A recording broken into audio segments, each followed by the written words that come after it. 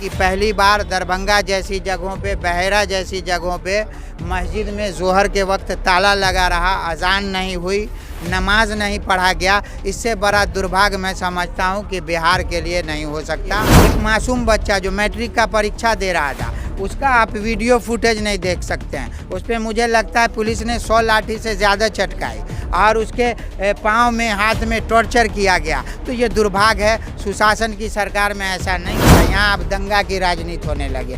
दंगा कराओ, सत्ता में जाओ। इस पर हम बिहार के लोगों से और तमाम समुदाय के लोगों से अपील करते हैं कि ये दंगा की सियासत वाले नेता को खदेड़ें, मारें और बंद कर दें, प्रशासन के हवाले करें। जब तक आप ऐसा नहीं करेंगे। दरभंगा जिला में इंटरनेट सेवा बंद कर दिया गया है, लेकिन ये तमाम चीज़ें क्यों हो रही है, इसके पीछे क्या कुछ हो सकता है। हमारे साथ नजर आलम साहब हैं, ऑल इंडिया मुस्लिम बेदारी कारवां के अध्यक्ष। कैसे देख रहे हैं ये जो क्या हो रहा है दरभंगा में आजकल?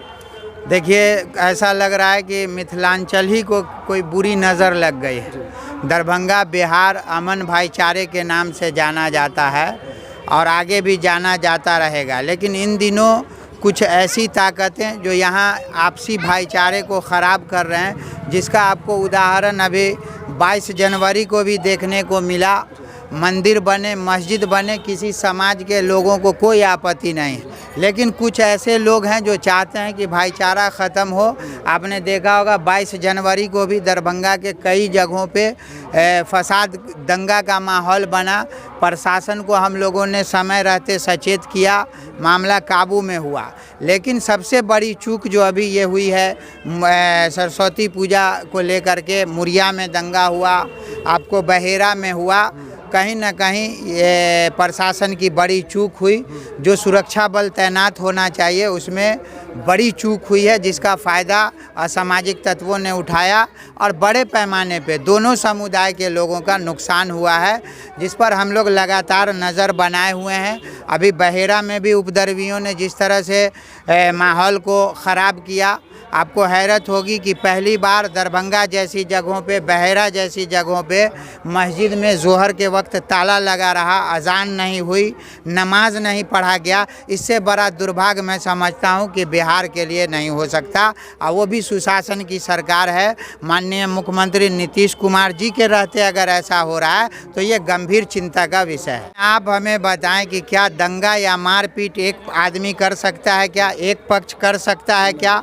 पुलिस प्रशासन ने शांति समिति की बैठक में ये कबूल किया कि पहली गलती प्रशासन की है। वहाँ जो सुरक्षा बल तैनात होना चाहिए, बहुत सारी जगहों पे जो सौहार्द नहीं बिगड़े, वहाँ चिन्हित है जगह कि वहीं तक जाना है। लेकिन जब उस एरिया को क्रॉस करते हैं तो माहौल ख़राब होता है, और यही मुरिया में हुआ। लेकिन जो राजद के नेता हो या जो भी छोट भैया नेता इस तरह की ओछी राजनीति कर रहे हैं, उनको बचना चाहिए। समाज में चाहे हिंदू हो, मुस्लिम हो, जब दंगा होता है, आग लगता है, तो दोनों लोगों का नुकसान होता है। गरीब लोग जलते हैं, मरते हैं। नेता को क्या है, उनको तो उसी पे राजनीति करना है। तो जो लोग इस पे राजनीति कर रहे हैं, उनकी मंशा साफ है कि दंगा में लोग मरे, कटें, और डर से हमको मुसलमान, दलित, पिछड़ा वर्ग वोट दे। तो ये डर की जो सियासत चल रही है ना, इस पर जनता जागरूक हो चुकी है। और जो पार्टी के नेता इस तरह की मानसिकता दिखाए हैं, आप देख लीजिए कि 2019 के लोकसभा चुनाव में भी उनकी पार्टी 0 पे बोल्ड थी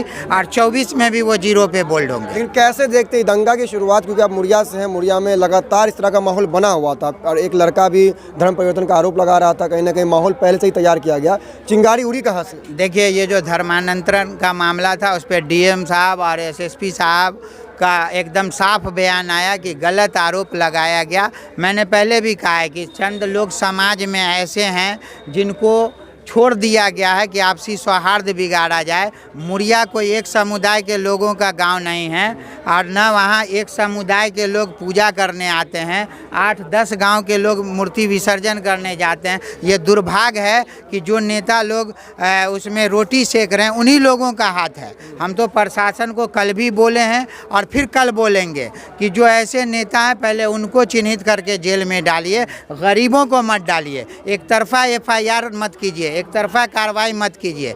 समाज का जो भी दोषी है, आप उसको उठाइए। दोनों समुदाय में जो भी दोषी है, जो दंगा भड़काता है, समाज में लड़ता, आप उसको चिन्हित कीजिए। एक मासूम बच्चा जो मैट्रिक का परीक्षा दे रहा था, उसका आप वीडियो फुटेज नहीं देख सकते हैं। उस पर मुझे लगता है पुलिस ने 100 लाठी से ज़्यादा चटकाई और उसके पाँव में, हाथ में टॉर्चर किया गया। तो ये दुर्भाग्य है। सुशासन की सरकार में ऐसा नहीं होना चाहिए। हम लोग जिलाधिकारी और बिहार सरकार से लगातार संपर्क में हैं कि मामले में निष्पक्ष जांच हो और जो भी असामाजिक तत्व है उसकी जगह जेल में है, गरीबों की जगह जेल में नहीं है। दंगा कोई एक समुदाय का लोग नहीं करता, कोई आपसी सौहार्द जो के साथ जो रहता वो नहीं करता। चंद लोग हैं जिनकी सियासती दंगाई है और वो दंगा की रोटी सेकते हैं, वोट लेते हैं। इसको बिहार में नहीं चलेगा, इस तरह की राजनीति। हम यहाँ के लोगों को शिक्षा चाहिए, रोजगार चाहिए, उस पर काम नहीं होता। यहाँ अब दंगा की राजनीति होने लगी।